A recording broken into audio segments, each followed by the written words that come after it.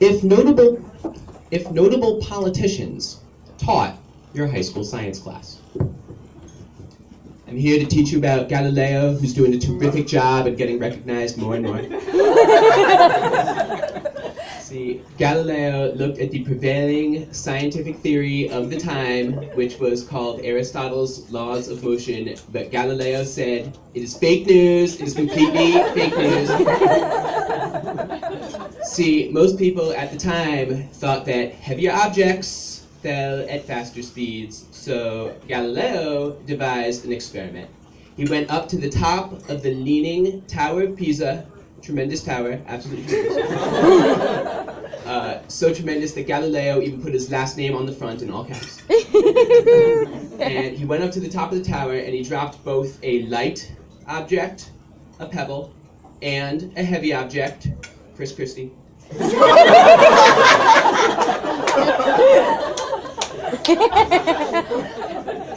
He measured them and said, wait, they actually fell at the exact same speed. You can believe me, folks, you can believe me. But, I don't know, can we really trust Galileo? I mean, how do we know that he was actually born in Italy? Why won't he release his birth certificate? Listen, I will guarantee you this right now. I will guarantee you this right now. Galileo is the founder of the mafia. The founder of the mafia. A lot of people are saying. Your hands are too big.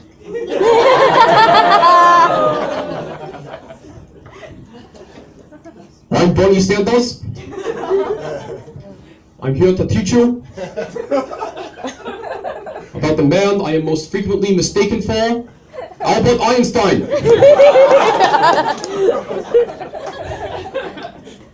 Einstein's theory of relativity determined that time actually slows down as you approach the top 1% of speeds.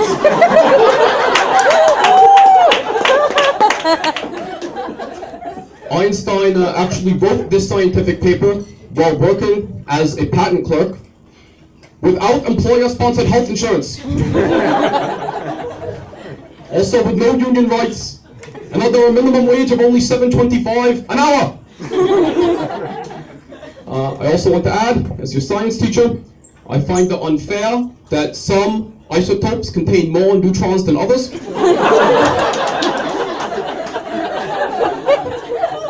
Under my administration, we will implement a neutrons for all system. And all isotopes would now contain an exactly equal number of neutrons. Now, let me be clear.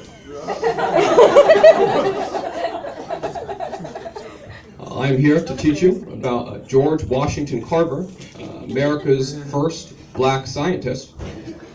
Actually, he was half white, but we say he was America's first black scientist. See, I envy George Washington Carver because his middle name was named after a national leader from America.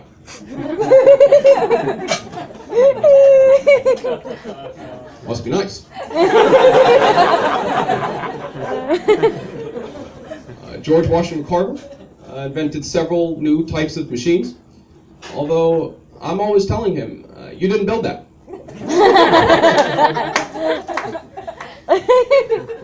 He also discovered several dozen new uses for and varieties of peanut butter, a food which tastes great, or so I've been told. Michelle won't let me have any.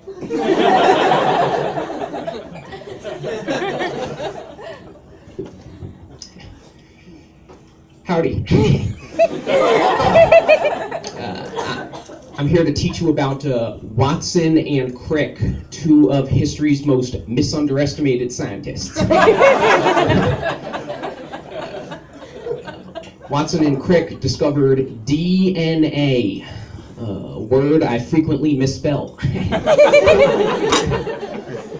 See, DNA is how genetic traits are passed along to the next generation. Although occasionally a phenomenon called recessive genes can cause genetic traits to skip a generation. I know a lot of you wish that my dad's genetic trait of being president had also skipped a generation.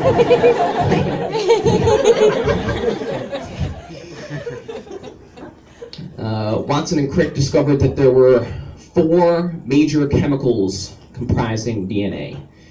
They originally thought there were only 3 chemicals, but then they did a recount.